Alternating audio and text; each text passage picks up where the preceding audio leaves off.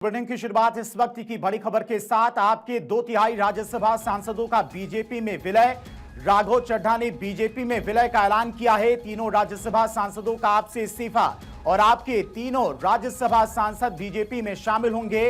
राघव चड्ढा, संदीप पाठक, Ashok Mittal BJP में शामिल होंगे। 7 राज्यसभा सांसद हमारे साथ हैं। राघव चड्ढा की तरफ से आज प्रेस कॉन्फ्रेंस करते हुए यह बड़ा ऐलान किया गया है। बड़ा झटका आम आदमी पार्टी के लिए। हरभजन सिंह, राजेंद्र गुप्ता और स्वाति मालीवाल के साथ विक्रमजीत साहनी भी हमारे साथ हैं। राघव चड्ढा की तरफ से आज ये बड़ा ऐलान किया गया है। जाहिर तौर पर आम आदमी पार्टी के लिए एक बड़ा झटका है। राघव चड्ढा जब पार्टी सत्ता में आई थी, पार्टी बनी थी, उस वक्त से करीब 15 सालों से पार्टी से जुड़े हुए थे और अब अचानक से उन्होंने पार्टी छोड़ने का ऐलान किया है, तो यह बड़ा झटका आम आदमी पार्टी के लिए। वहीं दिल्ली से बड़ी खबर, बीजेपी अध्यक्ष से मिलेंगे राघव चड्ढा और अन्य आप सांसद। थोड़ी देर में बीजेपी अध्यक्ष नितिन नवीन से मिलेंगे राघव चड्ढा। अनिल बलूनी के साथ सभी नेता रवाना हुए हैं, तो जल्द ही बीजेपी में शामिल हो जाएंगे और बीजेपी अध्यक्ष नितिन नवीन से मुलाकात करेंगे राघव चड्ढा। और पॉलिटिकल एडिटर अदिति नागर हमारे साथ जुड़ गई हैं। इसके अलावा संजीव कौशिक राजनीतिक विश्लेषक हैं, सर्वेश पाठक राजनीतिक विश्लेषक, ये भी हमारे साथ जुड़े हुए हैं। सबसे पहले अदिति आपके पास आएंगे। पंजाब में चुनाव से पहले आम आदमी पार्टी के लिए ये बहुत बड़ा झटका है। मैं तो संजीव कौशिक जी साथ में है, इसलिए मैं उनसे पूछना चाहती हूँ कि संजीव जी ये बताइए, ये आइडियोलॉजी है या प्रोफेशन चेंज हो चुका है कि भाई ठीक है राघव चड्ढा जी। संजीव जी हमारे साथ जुड़ेंगे, सर्वेश जी इस वक्त हमारे साथ मौजूद है पैनल में। बिल्कुल, लेकिन क्योंकि आपने एक सवाल पूछा है, सबसे पहले तो क्या है, जनता को ये क्लियर कर दिया जाए जो दर्शक है कि एंटी डिफेक्शन लॉ नहीं लगेगा, क्योंकि 7 सांसद है, 10 में से 7 सांसद जब 2/3 बहुमत हो जाता है तो एंटी डिफेक्शन लॉ नहीं लगेगा। अच्छा, मैं जनता को एक मजेदार बात भी बता देती हूँ। अभी मैं खुद कोलकाता में मौजूद हूँ और आज गृह मंत्री अमित शाह की प्रेस कॉन्फ्रेंस हुई और अनिल बलूनी खुद वहां पर मौजूद रहे। और जब ऑफ रिकॉर्ड में बातचीत हुई तो अनिल बलूनी बहुत जल्दी रवाना होना चाहते थे दिल्ली के लिए और बार बार ये बात थी कि आज कॉन्स्टिट्यूशन क्लब में कुछ होने वाला है। सब कुछ प्लान था, लेकिन कोलकाता में सारी दिल्ली मीडिया बैठी है पर ऐसी कोई भी बात बाहर नहीं आई। और उसके बाद आप देखिए अनिल बलूनी के साथ अभी सारे सांसद रवाना हो गए प्रेस कॉन्फ्रेंस करने के बाद, और वो जो है अभी पार्टी अध्यक्ष से भी मुलाकात करेंगे। अब आप देखिए, आपने पंजाब चुनाव का जिक्र किया, मैं कहती हूँ गुजरात चुनाव का भी जिक्र कीजिए। पंजाब चुनाव, गुजरात चुनाव, दोनों ही जगह अरविंद केजरीवाल काम करने में जुट गए थे। हालांकि गुजरात में अरविंद केजरीवाल ने पिछली बार जब चुनाव लड़ा था तो बीजेपी को फायदा हुआ था, कांग्रेस के वोट कटे थे, तो एक छोटा सा बीजेपी के आम आदमी पार्टी के ऊपर बी टीम का लगा था। लेकिन अब जब हाल ही में जो कुछ भी हुआ तो अरविंद केजरीवाल की चॉइस पर भी यहाँ सवाल उठता है। सिलेक्शन का बहुत जिक्र होता था कि मैं एकदम ईमानदार लोगों को सेलेक्ट करूंगा, आइडियोलॉजी वाले लोगों को सेलेक्ट करूंगा। राघव चड्ढा को जिस वक्त लीडर उससे हटाया था राज्यसभा में, तभी समझ में आ गया था कि कुछ होने वाला है। लेकिन 7 सांसद चले जाएंगे एक साथ, ये नहीं सोचा था। लेकिन ये बहुत बड़ा झटका अरविंद केजरीवाल, आम आदमी पार्टी की पॉलिटिक्स, यहाँ तक कि जब पंजाब के अध्यक्ष भी आ रहे हैं, 7 सांसद जब आ रहे हैं, तो पंजाब में आम आदमी पार्टी की सरकार का जो उल्टी गिनती है वो शुरू हो चुकी है। आदिति, क्या एक बड़ी वजह हो सकती है? क्या जिस आइडियोलॉजी के साथ पार्टी की नींव रखी गई थी, जो मुद्दे थे भ्रष्टाचार से लड़ाई को लेकर, उन मुद्दों से क्या आम आदमी पार्टी भटकती जा रही है और सिर्फ यहां पर अरविंद केजरीवाल ही सर्वे सर्वा हैं, सबसे बड़े चेहरा हैं, कोई दूसरा चेहरा बड़ा आम आदमी पार्टी में ना बने? क्या ये भी वजह है? इससे पहले क्योंकि स्वाति मालीवाल का भी केस सामने आया था, उस दौरान भी काफी ज्यादा गर्मागर्मी हुई थी राजनीति में। देखिए, मैं प्रैक्टिकल बात तो आपको बताऊंगी, लेकिन उससे पहले मैंने जैसे शुरुआत की थी, सर्वेश जी भी हंस रहे थे उस समय कि अब ये आइडियोलॉजी खत्म हो गई, प्रोफेशन है। मुझे याद है जब तक की क्या है कि आम आदमी पार्टी में वैसे भी 2 लोगों की पार्टी मानी जाती है। जैसे हम कांग्रेस को परिवार की, 2 गांधी परिवार की पार्टी कहते हैं, वैसे ही अरविंद केजरीवाल और मनीष सिसोदिया, यहाँ तक कि जेल से भी कई चीजें फैसले लेते थे। तो उस दौरान में राघव चड्ढा बड़े पावरफुल हो गए थे। मुझे याद है दिल्ली चुनाव के दौरान और मीडिया के लिहाज से भी अगर कभी कोई इंटरेक्शन करना होता था तो राघव चड्ढा ही सर्वे सर्वा थे। संजय सिंह एक थे और एक राघव चड्ढा। तो अब आम आदमी पार्टी के संजय सिंह बच गए, लेकिन राघव चड्ढा का एक बहुत बड़ा रोल और इम्पोर्टेंस पार्टी के अंदर थी। इम्पोर्टेंस कम हो गई, राघव चड्ढा से पूछा नहीं गया, राघव चड्ढा की दोस्ती रिकॉर्ड बीजेपी से बढ़ गई थी, आम आदमी पार्टी को ये पसंद नहीं आया था। संजय सिंह की इम्पोर्टेंस आपको याद होगा, जगदीप धनखड़ से बड़ी थी, फिर उसके बाद जगदीप धनखड़ बहुत सारे कारणों की वजह से, प्लस संजय सिंह का बहुत आना जाना था जगदीप धनखड़ क्या, तो ये सब पसंद नहीं आया उनको। जब लीडरशिप से हटाया राज्यसभा में, तब उनको नाराजगी हुई। और आप यही होता है ना, आप अपने लोगों को जवाब देने के लिए दूसरी पार्टी के साथ जाते हैं।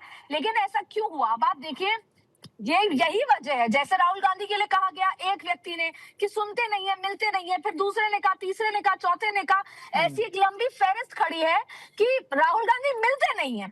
यही प्रॉब्लम है अरविंद केजरीवाल की पार्टी के साथ। फैसले अरविंद केजरीवाल लेंगे, मनीष सिसोदिया लेंगे, उसके अलावा कोई नहीं लेगा। तीसरा व्यक्ति ही राघव चड्ढा थे। अब राघव चड्ढा जी को नाराजगी हुई कि मेरा पायदान तीसरे से फिसल कर और नीचे आ गया, तो अब राघव चड्ढा जी को पहले तो बहुत दुख था। जब आपको याद होगा, जब लेबर लॉ वाला इशू आया था, देश भर के स्विगी और इंस्टा और इन तमाम इंस्टामार्ट के लोगों के साथ वो बैठकर जाते थे, तमाम तरीके की बात होती थी। लेकिन आज उनको लग रहा है कि मोदी जी ने बहुत अच्छा कुछ किया है। तो ये राजनीति की तस्वीर है कि अगर आपको साथ साथ पार्टी में सांसद पार्टी से छोड़कर जा रहे हैं, अरविंद केजरीवाल को कहीं ना कहीं जानकारी तो रही होगी।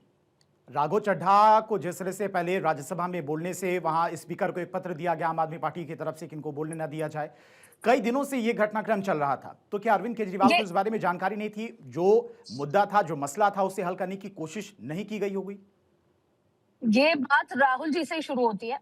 ऐसा देखिए, राहुल गांधी का मैं जिक्र कर रही हूँ, उनको एक हर बार जानकारी थी कि कौन कौन जा रहा है, कौन कौन नाराज है, लेकिन राहुल जी ने परवाह नहीं की, जाता है जाए। शायद वही रवैया रहा होगा।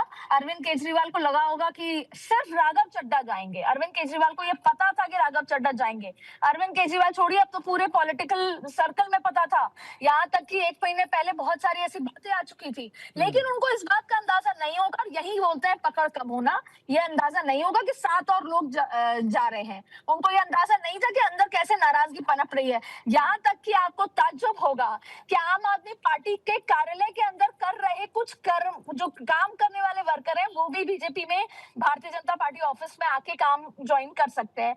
तो बीजेपी पूरी तरीके से इसको खोखला कर देना चाहती है, जिससे कि जो थोड़ा बहुत वापस अरविंद केजरीवाल खड़े हो रहे थे, रो के दिखाया था उन्होंने कि मैं करप्ट नहीं हूं, और कहीं ना कहीं वापस से जो पंजाब चुनाव और गुजरात चुनाव में वो अपना इन्फ्लुएंस दिखाना चाहते थे, वो पूरी तरीके से खत्म हो जाएगा।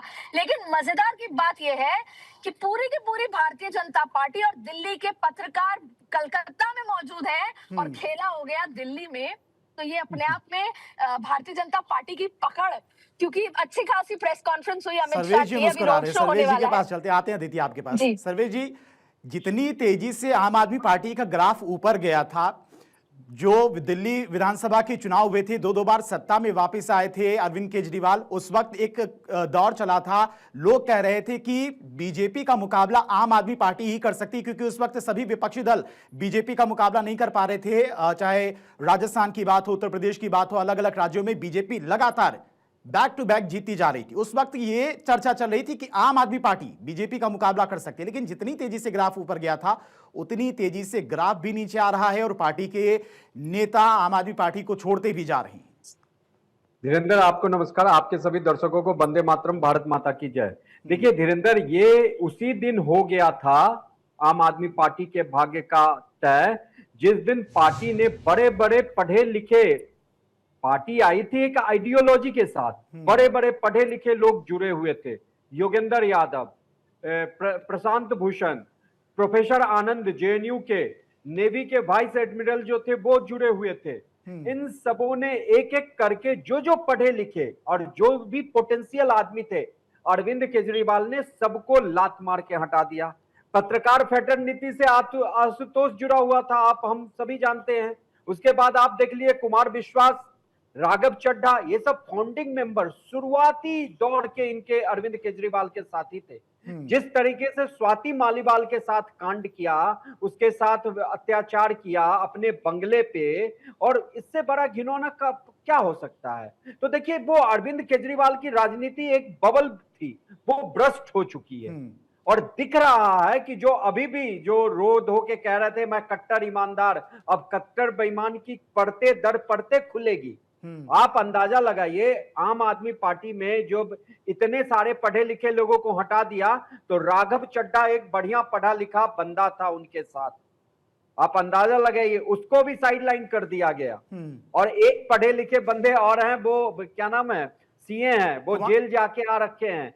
क्या पता आने वाले दिनों में वो भी बीजेपी ज्वाइन ना कर ले। मेरा यहाँ कहना है कि मैं इस बात से इसलिए खुश हूं क्योंकि बीजेपी बहुत सारे लोगों को लेती है, पार्टी में ज्वाइन करवाती है, लेकिन यहाँ पे राघव चड्ढा आ रहे हैं तो वो पढ़े लिखे लोग हैं, सुलझे हुए लोग हैं। उन्होंने जो भी मुद्दे बिल्कुल, और इन्फ्लुएंस भी है, इन्फ्लुएंस भी है। जिस तरह से राघव चड्ढा राज्यसभा में जनता से जुड़े मुद्दे उठा रहे थे, एयरपोर्ट पर जो कैंटीन उनकी वजह से खुली, मतलब जनता से जुड़े हुए गिग वर्कर्स को लेकर भी उन्होंने राज्यसभा में आवाज उठाई थी और उस पर काफी ज्यादा काम भी हुआ, सरकार की तरफ से फैसला भी लिया गया। लेकिन अब ऐसे नेता अगर आम आदमी पार्टी को छोड़कर जाते हैं तो आम आदमी पार्टी में एक तौर पर यही कहा जा सकता है कि आम आदमी पार्टी मतलब अरविंद केजरीवाल। अदिति, आप कुछ कहना चाह रहे थे, उसके बाद प्रेम कुमार सर आपके पास आना चाहेंगे। अदिति जी, प्रेम कुमार जी जुड़े हैं तो मैंने कहा कि समझ लें प्रेम कुमार जी। बाकी सब तो क्या है कि अब ये जॉब चेंज और प्रोफेशन की तरह हो गया है, इसलिए कोई खास बात नहीं है। और पढ़े लिखे होने और राजनीति में क्या है कि आइडियोलॉजी चाहिए थी। शुरुआत राजनीति की आइडियोलॉजी से हुई थी ना, कि ये था कि हमें तनख्वाह कितनी मिलेगी। लेकिन सवाल दुख इस बात का है, ऐसा नहीं है जैसे अभी सर्वेश जी बता रहे हैं कि उनके पार्टी में क्या होता था, ये हर पॉलिटिकल पार्टी में हो रहा है। अगर आप वास्तविकता में माइक्रोस्कोप लेके देखेंगे और नहीं भी माइक्रोस्कोप लेंगे तो भी आपको दिख जाएगा। लेकिन मैंने इसलिए बोला कि वो पार्टी एक अलग पार्टी पहचान लेके आई थी। एग्जैक्टली मैं यही कह रही हूँ। धीरेन्द्र, आप अगर अब ये झंडा लेके बाहर निकलेंगे ना कि मैं सफाई करने वाली पार्टी हूँ, मैं भ्रष्टाचार को मिटा के आऊंगा, और आप वास्तविकता में भी करना चाहेंगे तो अब आप पे कोई विश्वास नहीं करेगा।